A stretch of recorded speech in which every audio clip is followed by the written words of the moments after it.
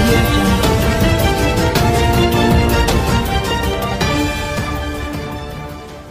మంత్రి పదవి ప్రమాణ స్వీకారం చేసిన తర్వాత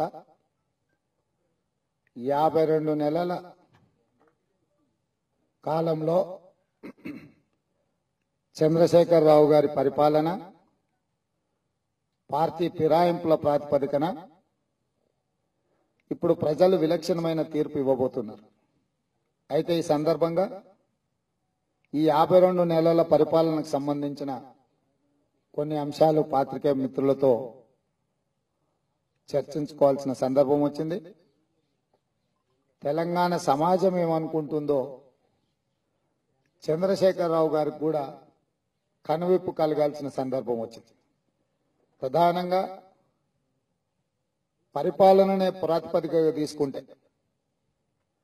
చంద్రశేఖర్ రావు గారి పరిపాలన 100% వైఫల్యాలతో కూడుకున్నది. ప్రధానంగా అమరవీరుల కుటుంబాలను చేసిన మోసం, ఉద్యమకారులకు కలిగించిన నష్టం, విద్యార్థులను వీధులకు వదిలేయడం, సర్వనాశనం చేయడం, రైతుల ఆత్మహత్యలు ఆపలేకపోవడం, సామాజిక న్యాయం జరగకపోవడం, ఆత్మ గౌరవాన్ని లెక్క చేయకపోవడం, దళితులు గిరిజనులు ప్రధానంగా మైనారిటీల గురించి చెప్పవలసిన అవసరం లేదు. ఎన్ని అవమానాలు చేసిండ్రు, ఏ రకంగా వేధింపులకు గురి చేసిండ్రు అనే దాని గురించి చెప్పాల్సిన అవసరం లేదు. ఇదే కాకుండా 70 సంవత్సరాల స్వాతంత్రంలో దేశాన్ని గాని రాష్ట్రాన్ని గాని పంచాయతీ నుంచి మొదలు పెడితే పార్లమెంట్ వరకు సచివాలయ వ్యవస్థ ఏర్పాటు చేసి సచివాలయం నుంచి పరిపాలన అందించాల్సిన పాలకులు ప్రభుత్వాలు సచివాలయానికి శాశ్వతంగా సెలవు ప్రకటించారు చంద్రశేఖర్ రావు గారు. అంటే పరిపాలనను స్పష్టంగా గాలికి వదిలేసి సచివాలయానికి రాకుండా శాశ్వతంగా అయితే ఫామ్ హౌస్ లోనో లేకపోతే తన సొంత వ్యవహారాలు చూసుకోవడంలోనో లేదా నిర్లక్ష్య వైఖరితో ఉండడం వల్ల ముఖ్యమంత్రి గారే పరిపాలనను ఆ విధంగా కొనసాగించడం వల్ల సచివాలయానికి ఎవరు మంత్రులు రావడం లేదు. పర్యవేక్షించాల్సిన మంత్రులు రావకపోవడం వల్ల ఆయా శాఖలకు సంబంధించిన ప్రిన్సిపల్ సెక్రటరీలు కూడా సచివాలయానికి రావడం మానేసిండ్రు. వాళ్ళు రాకపోవడం వల్ల వారి కింద పనిచేసే సిబ్బంది గాని ప్రజల కోసం పరిపాలన జరగాల్సిన గుండెకాయ లాంటి సచివాలయానికి పూర్తిగా సచివాలయం కోమాలోకి వెళ్ళిపోయింది. సచివాలయం ఎప్పుడైతే కోమాలోకి వెళ్ళిపోయిందో తెలంగాణలో పరిపాలన అనేది లేకుండా పోయింది. దీంతో ప్రజలకి తమ సమస్యల్ని ఎవరికి చెప్పుకోవాలి, ఎవరికి చెబితే తమ సమస్యలు పరిష్కారం అవుతాయి. మొత్తం 70 సంవత్సరాల ప్రజాస్వామ్యంలో ఎంతో మంది విజ్ఞులు, మేధావులు, పరిపాలకులు, రాజ్యాంగ నిపుణులు కలిసి కల్పించిన విశ్వాసాన్ని, నమ్మకాన్ని చంద్రశేఖర్ రావు గారు సంపూర్ణంగా కుప్పగూల్చాడు. అంటే ప్రజలకు మా సమస్యలను పట్టించుకునే వాళ్ళు, మా సమస్యల్ని పరిష్కరించే వాళ్ళు, మేము వెళ్లి మా సమస్యలు చెప్పుకోవచ్చు, చెప్పుకోవడం ద్వారా నా సమస్య పరిష్కారం అవుద్ది అనుకునే సామాన్య మానవులకు సంపూర్ణంగా విశ్వాసాన్ని సన్నగిల్లే విధంగా చంద్రశేఖర్ రావు గారి పరిపాలన జరిగింది.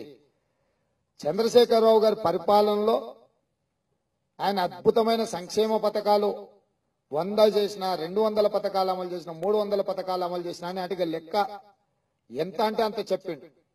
ఇక అభివృద్ధి గురించి ఆకాశమే హద్దు అన్నట్టుగా చెప్పిండు. అయితే ప్రజలు కోరుకున్నది ఏంది, చంద్రశేఖర్ రావు గారు చేసింది ఏంది అనేది వారు ఎప్పుడు విశ్లేషించలే, చర్చించలే, ప్రతిపక్షాల సలహాలు తీసుకోలే, సూచనలు తీసుకోలే, తన సహచరుల యొక్క మనసులో ఉన్న ఆలోచనను పంచుకునే ప్రయత్నం చేయలే. అంటే ఈ రాష్ట్రంలో ప్రతిపక్షాల నుంచి ప్రజల వరకు, మంత్రుల నుంచి సహచరుల వరకు అసహనంతో, అపనమ్మకంతో, గందరగోళమైన పరిస్థితుల్లో, ఏ క్షణం ఏం జరుగుతుందో తెలియని పరిస్థితుల్లో చంద్రశేఖరరావు గారి పరిపాలన కొనసాగింది తెలంగాణ రాష్ట్రంలో. ఈ అసహనం ఆవేదన కింద మారింది, ఈ అసహనం కోపం కింద మారింది, ఈ అసహనం కక్ష కింద మారింది.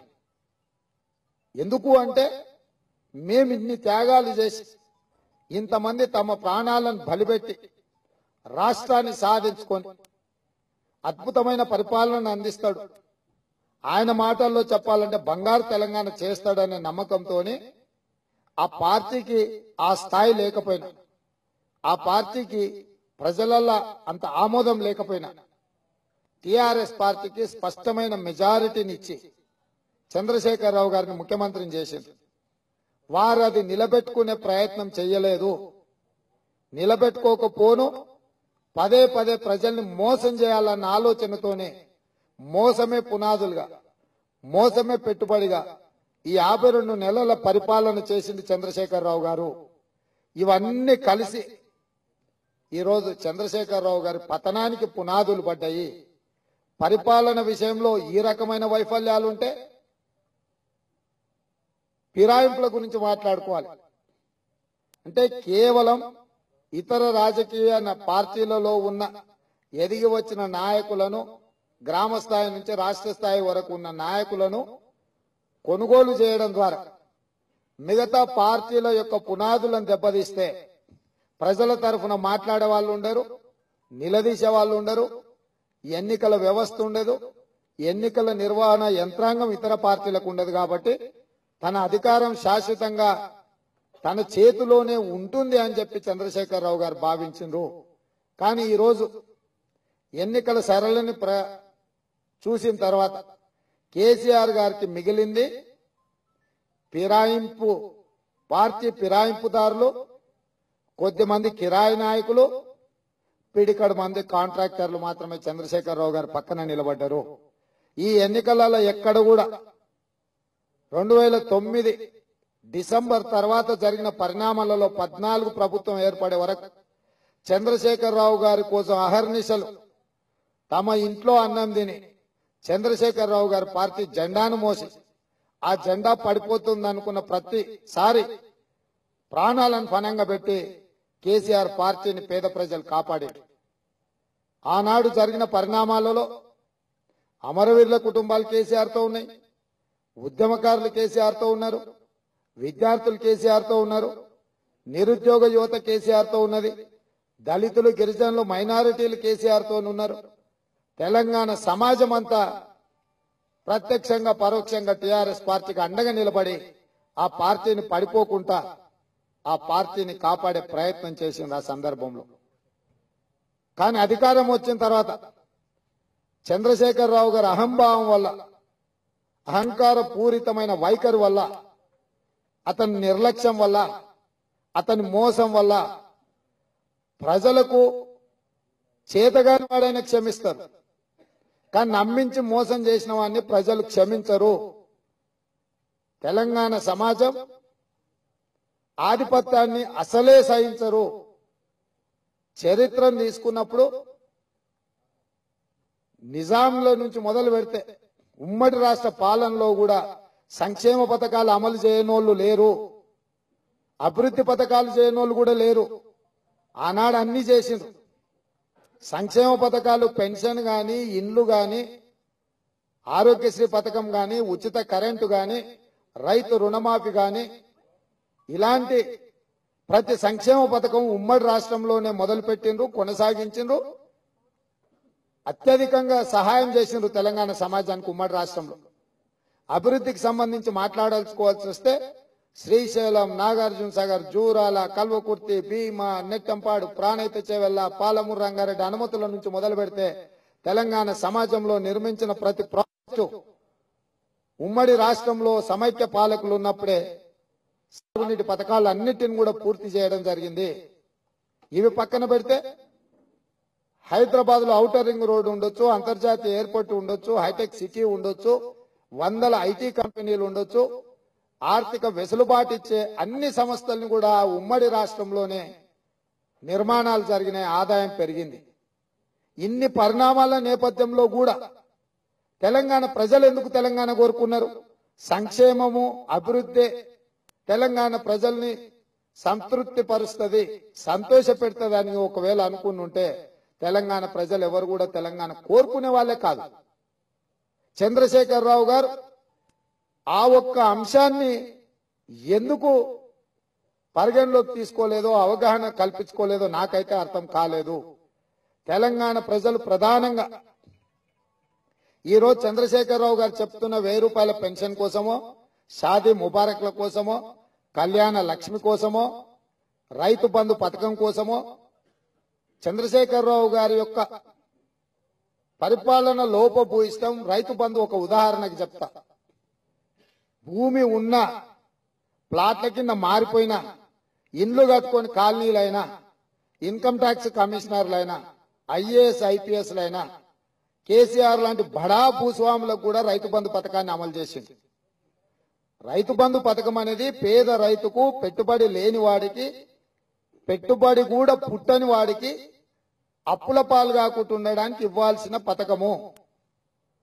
కానీ ఇవాళ పేద రైతుల కంటే కూడా ఉన్నత వర్గాలు, శ్రీమంతులు, ధనవంతులు, అత్యున్నత స్థానంలో ఉండే అధికారులకే అత్యధికంగా లబ్ధి పొందింది రైతు బంధు పథకము.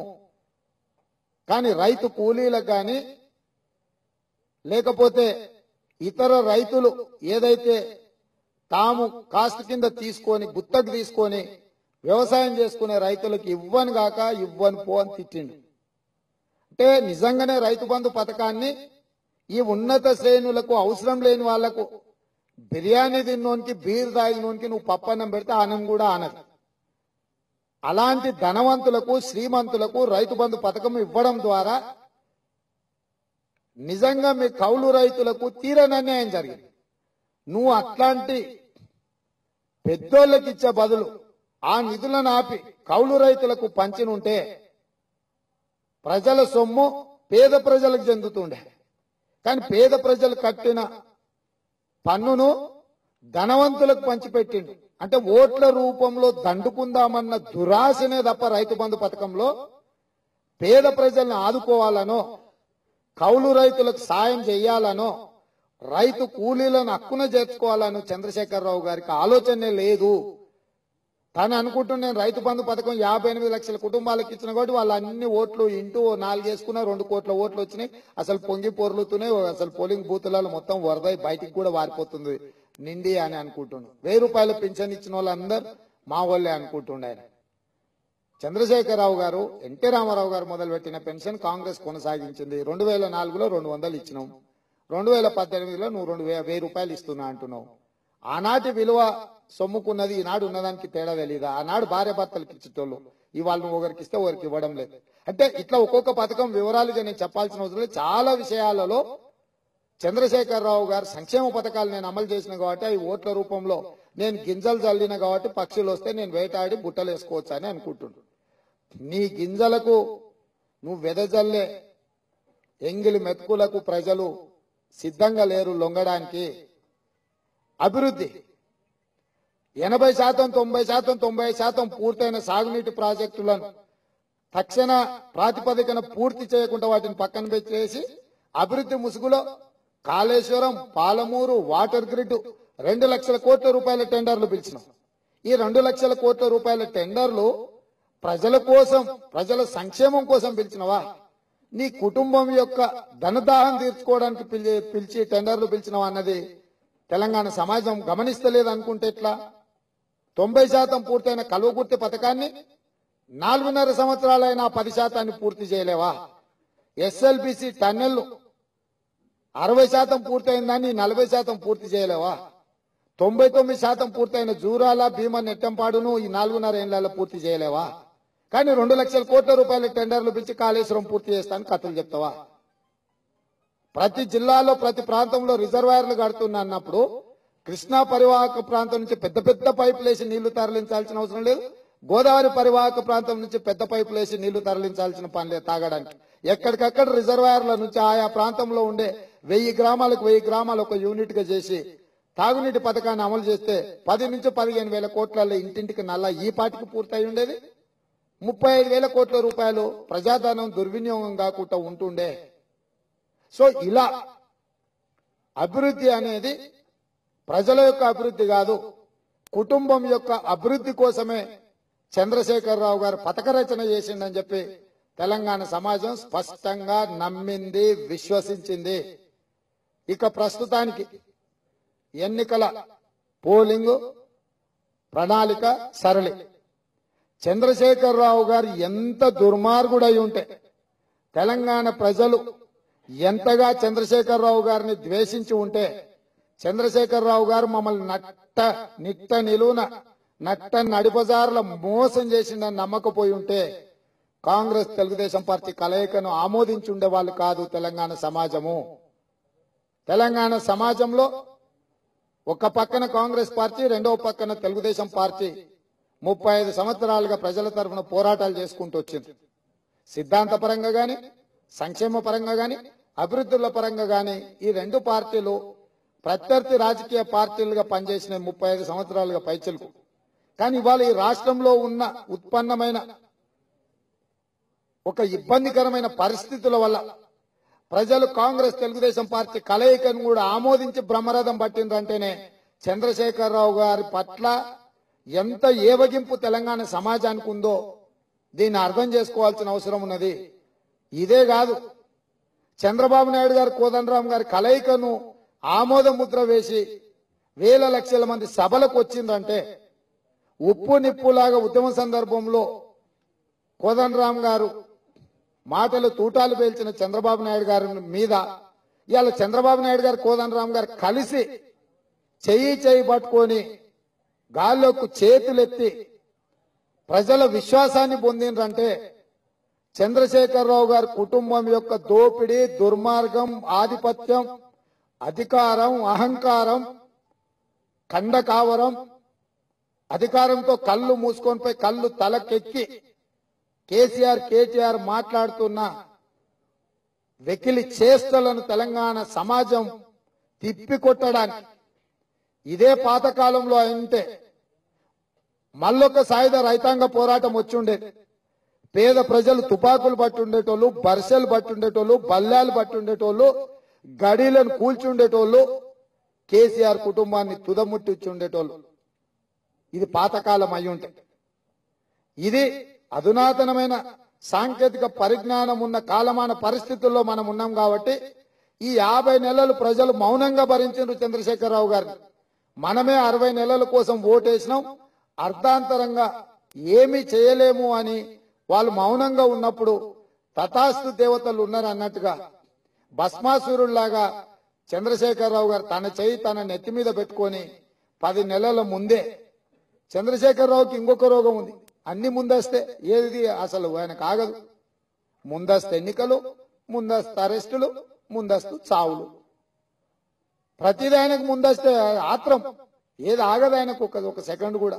దారం కట్టినా కూడా ఆగదానికి, ఇక కావాల్సిందంటే కావాల్సిందే అని ఆ పరిస్థితి. కాబట్టి ఇవాళ తెలంగాణ సమాజం సాయుధ రైతాంగ పోరాటం నుంచి వచ్చిన స్ఫూర్తితోటి ఈ ఎన్నికలలో ప్రజలు నిశ్శబ్ద విప్లవాన్ని చూపించిండ్రు. ఎన్నికల ఫలితాలు మీకు ఓ గంటలో మళ్ళీ చెప్తుడు వస్తుండొచ్చు అనుకుంటా, నాకైతే సమాచారం లేదు. కానీ 2009 నుంచి 2014 వరకు ఎన్నికలు జరిగినప్పుడు ఉప ఎన్నికలు తెలంగాణ రాష్ట్ర ఏర్పాటు పరిణామ క్రమంలో ఎవరైనా రాజీనామాలు చేసినప్పుడు జరుగుతున్న ఉప ఎన్నికలలో ప్రచారం మొత్తం అన్ని పార్టీలలో ప్రజలు కనిపించేది. పోలింగ్ రోజుకు వచ్చే వరకు అందరూ వన్ సైడ్ గా తెలంగాణకు అనుకూలంగా రాజీనామా చేసిన వాళ్ళకు ఓట్లు వేసుకుంటూ పోయారు. ఈ ఎన్నికల ప్రణాళికలో కూడా, ఈ ఎన్నికల ప్రచార సేరలో కూడా కళ్ళకు కట్టినట్టుగా నాకు అదే ముఖ చిత్రం కళ్ళకు కనిపించింది. ఆ సందర్భంగా ఉప ఎన్నికలలో చాలా నియోజకవర్గాలు తిరిగినప్పుడు అది చాలా మంది కార్యకర్తలు వచ్చేటోళ్ళు, ప్రజలు వచ్చేటోళ్ళు, స్లోగన్లు ఇచ్చేటోళ్ళు, మీటింగులు బాగా విజయవంతమయ్యేది. కానీ పోలింగ్ రోజు సరళిని చూసినా బాక్సులు తెరిస్తే నోరెళ్ళబెట్టాల్సిన పరిస్థితి ఉండే. ఇవాళ అదే ముఖ చిత్రం మళ్ళీ ప్రత్యక్షమైంది. ఉద్యమ సందర్భంలో జరిగిన ఉప ఎన్నికలలో మిగతా రాజకీయ పార్టీలకు ఏ పరిస్థితులు ఎదురైనవో ఈ జనరల్ ఎలక్షన్ లో టిఆర్ఎస్ కూడా అదే పరిస్థితులు ఎదురు కాబోతున్నాయి. ప్రజలు ఇవాళ ఉదయం వరకు టిఆర్ఎస్ వాళ్ళని అన్ని రకాలుగా 52 నెలలు మమ్మల్ని మోసం చేసినావు కదా, నమ్మించి నట్టేట ముంచినావు కదా, ఆఖరి నిమిషం వరకు నిన్ను ఎట్లా చేయాలనో అట్లనే చేస్తామని ప్రజలు నిర్ణయించుకొని ఇవాళ కంకణం కట్టుకొని టిఆర్ఎస్ కు కర్రు కాల్చి వాత పెట్టిండ్రు.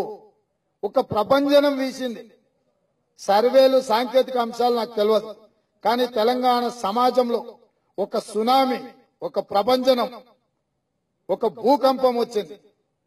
ఈ భూకంపంలో టిఆర్ఎస్ పార్టీ శకలాల కింద తమ ఆనవాళ్లు ఎత్తుక్కునే పరిస్థితి. ఇవాళ తెలంగాణ సమాజంలో టిఆర్ఎస్ పార్టీ పేక మేడల్లాగా కుప్పగూలిపోతుంది. రేపు ఎన్నికల ఫలితాలల్లా ప్రజలకు కేసీఆర్ కుటుంబానికి మధ్యలో కురుక్షేత్రం జరిగింది. మిగతా రాజకీయ పార్టీలు ఇవి అవి చర్చ లేదు. ఇది రాజకీయ పార్టీల నేపథ్యంలో ఎన్నికల ఫలితాలు రావడం లేదు. ఎన్నికల ఫలితాలు ఒక కుటుంబంలో ఉండే నలుగురు, తెలంగాణ సమాజంలో ఉండే 4 కోట్ల మంది మధ్యలో జరిగిన ఒక ప్రజాస్వామ్యయుతమైన యుద్ధం. ఇక్కడ కత్తులు లేవు, గొడ్డన్లు లేవు, రక్తం లేదు, తలలు తెగిపడడం లేదు. కానీ శాశ్వతంగా టిఆర్ఎస్ పార్టీని బొందబెట్టేసిండ్రు. ముందస్తుగానే వాళ్ళకు ఉప్పు అందిందేమో నాకు తెలియదు. చంద్రశేఖరరావు గారు ఈ పరిణామాలను ముందే ఊహించి నాకేముంది నేను ఫామ్ హౌస్ పోతా అని ఆయన చెప్పిండు, నాకేముంది నేను విదేశాలకు పారిపోతా అని కేటీఆర్ చెప్పిండు. మిత్రుడు హరీష్ రావు గారిని అభినందిస్తున్నా. ఇన్నాళ్ళకు నీ కోరిక తీరవేరబోతుంది. మామ బామార్ది శని పీడ విరగడి ఎట్లా వదిలించుకోవాలని నువ్వు కోరుకుంటున్నావో నీ కోరిక నెరవేరబోతున్నందుకు హరీష్ రావు గారిని అభినందిస్తున్నా. మీ మామ పీడ విరగడైపోతుంది, నీ బామార్ది ఎట్లా పారిపోతున్నాడు. సరే, అతను ఎదుర్కొనే విచారణలు, కేసులు, అవినీతి అవన్నీ పక్కన పెడితే నువ్వు ఏదైతే 1000 గుళ్ళకు మొక్కుకొని నిత్యం పూజలు చేసినావు, నీ పూజలు ఫలించబోతున్నాయి. వాళ్ళిద్దరి పీడ నీకు విరగడి కాబోతుంది. నీకు కూడా సూచన చేస్తున్నా, ఇకనైనా వంకర బుద్ధి మార్చుకో. అక్రమాల గురించి ఆలోచన చెయ్యకు. ఎన్నో కొన్ని సీట్లు వస్తే ప్రతిపక్షంలో కూర్చో. బాధ్యతాయుతమైన ప్రతిపక్ష పార్టీగా ప్రజల తరఫున ప్రభుత్వాలు, ప్రజాకూటమి తీసుకుంటున్న నిర్ణయాలలో సలహాలు, సూచనలు ఇవ్వు. ఏమైనా అంశాలు ఉంటే నిరసన తెలుపు, ధర్నాలు చెయ్యి, ప్రజల తరఫున నిలబడు. ప్రజాస్వామ్యానికి స్ఫూర్తి ఇది ప్రతిపక్షాలు చేయాల్సిన పని. మేం మీలాక ధర్నాలు అడ్డుకోవడము, అక్రమ నిర్బంధాలు చేయడము, జైలుకు పంపించడము, వేధింపులకు గురి చేయడము, ధర్నా చౌకులు ఎత్తేయడము, దందాలు చేయడము ఇట్లాంటివి ఏం చెయ్యం. మేము అట్లా అనుకుంటుంటే మీ పార్టీ ఉండకపోయి ఈ పార్టీకి తుడిచిపెడుతుంటే నేలమట్టం. ఇప్పటికైనా జ్ఞానోదయం తెచ్చుకొని ప్రజల తీర్పును శిరసా వహించి ఇంకా చిల్లర మల్లర ఎత్తుగడలు వేయకుండా వాళ్ళని వీళ్ళని ఇంకేదో గతంలో చేసినట్టుగా సంతలో వస్తువుల కోసం తాపత్రయపడ్డట్టు పడకండి. మీ కుటుంబానికి ఇచ్చిన అవకాశాన్ని చేజేతులా మీరు జార విడుచుకున్నారు. మీరు ప్రజలకు అవకాశం లేక చేయకపోయినా, చేతగాక చేయకపోయినా మిమ్మల్ని ప్రజలు క్షమించుండేవాళ్ళు. మీరు 100% నమ్మించి మోసం చేసిండ్రు కాబట్టి ప్రపంచంలో ప్రజలు ఎవరినైనా భరిస్తారు కానీ మోసగాళ్ళని భరించరు. ఇవాళ చంద్రశేఖరరావు గారికి చెబుతున్న గుణపాఠం మోసగాన్ని శిక్షించడం కింద చూడాలి.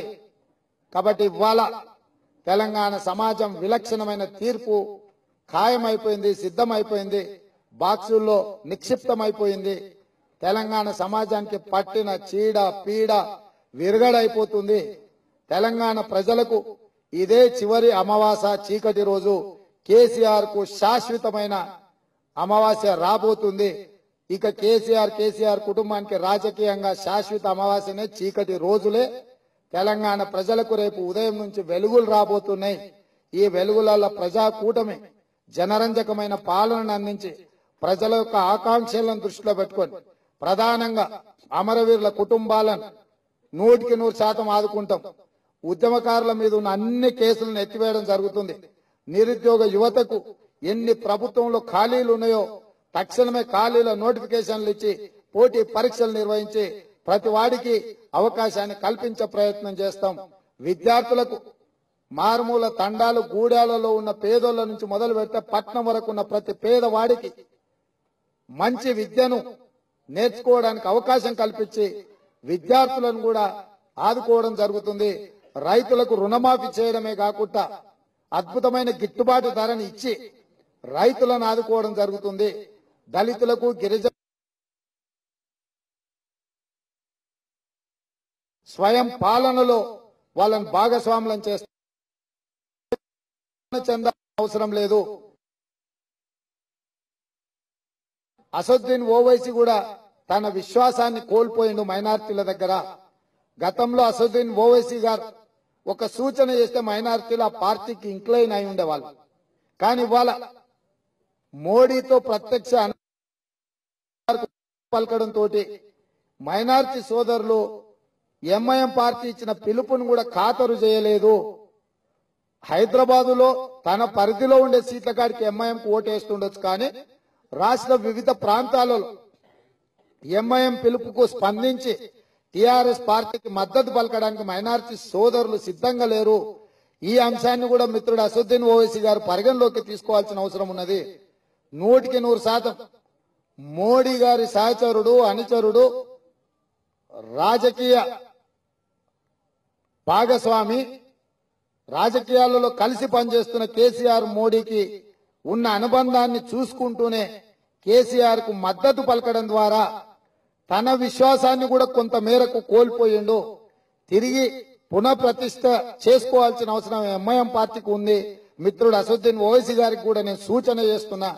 ప్రజలు మిమ్మల్ని మైనారిటీ సోదరుల యొక్క గలం అనుకున్నారు.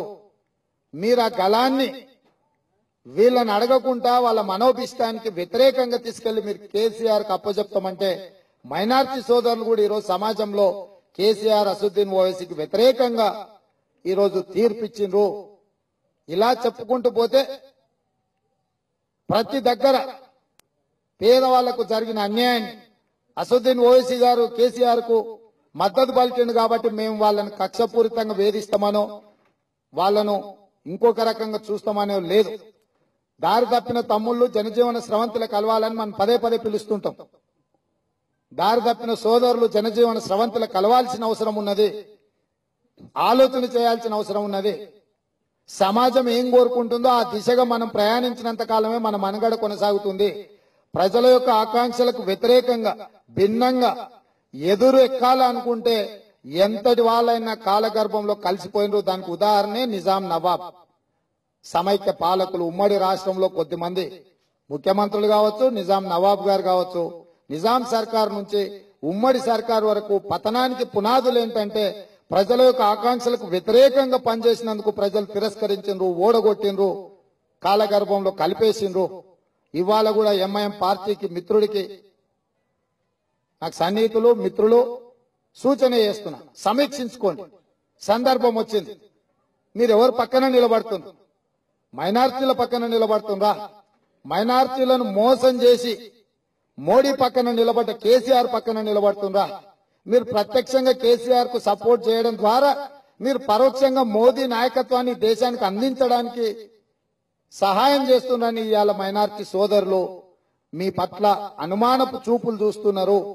ఆ అనుమానం నిజం కాకముందే ఆలోచన చేసి దర్శలాంలో మీరు విశ్లేషణ చేసుకొని ఒక స్పష్టమైన నిర్ణయంతో రేపు ఉదయం సూర్యోదయం మన జీవితాలలో వెలుగులో నింపాలని, తేజమైన కిరణాలు మన బ్రతుకులను బాగు చేయడానికి అవసరమైన ప్రణాళికతోని కేసీఆర్ కుటుంబం తప్ప మిగతా వాళ్ళందరం కలిసి ఒక మంచి తెలంగాణ, ఒక స్వేచ్ఛాయుతమైన తెలంగాణ, ప్రజలు కోరుకున్న తెలంగాణ, ప్రజలు ఆకాంక్షిస్తున్న అభివృద్ధిని,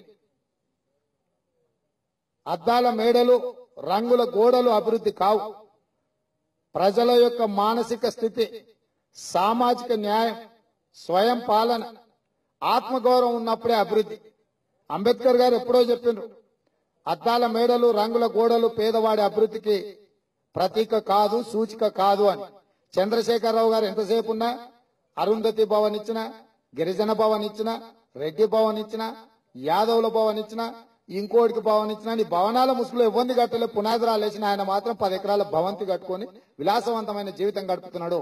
ఈ 52 నెలలలో చంద్రశేఖరరావు గారు సాధించిన విజయం ఏందంటే 10 ఎకరాలలో ఒక అద్భుతమైన భవంతిని కట్టుకున్నాడు, ఒక అద్భుతమైన ఫామ్ హౌస్ నిర్మించుకున్నాడు, ఒక టీవీ ఛానల్ పెట్టుకున్నాడు, ఒక పేపర్ పెట్టుకున్నాడు, 1000 కోట్ల రూపాయల వ్యాపారాలు చేసుకోవడానికి అవసరమైన మొత్తం వ్యవస్థలను ఏర్పాటు చేసుకున్నాడు. పారిపోవడానికి అవసరమైన ప్రణాళికలు సిద్ధం చేసుకున్నట్టు కనిపిస్తుంది తప్ప పేద ప్రజల కోసం చేసింది లేదు. తెలంగాణ సమాజం ప్రజాకూటమికి బ్రహ్మరథం గట్టి పట్టం గట్టినందుకు 4 కోట్ల తెలంగాణ ప్రజల తరఫున కృతజ్ఞతలు తెలియజేస్తున్నా, ప్రజలను అభినందిస్తున్నా. సాయుధ రైతాంగ పోరాటం స్ఫూర్తి ఎన్నికల ప్రాతిపదికగా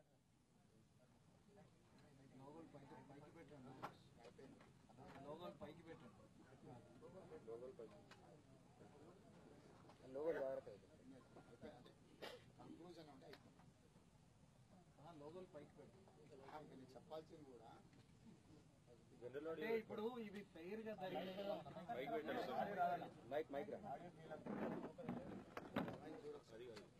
ఏంటండి వీడియో నచ్చిందా? అయితే ఓ లైక్ వేసుకోండి, లేదంటే ఓ కామెంట్ చేయండి. ఎప్పటికప్పుడు మా వీడియోస్ చూడాలంటే సబ్స్క్రైబ్ చేసుకోండి.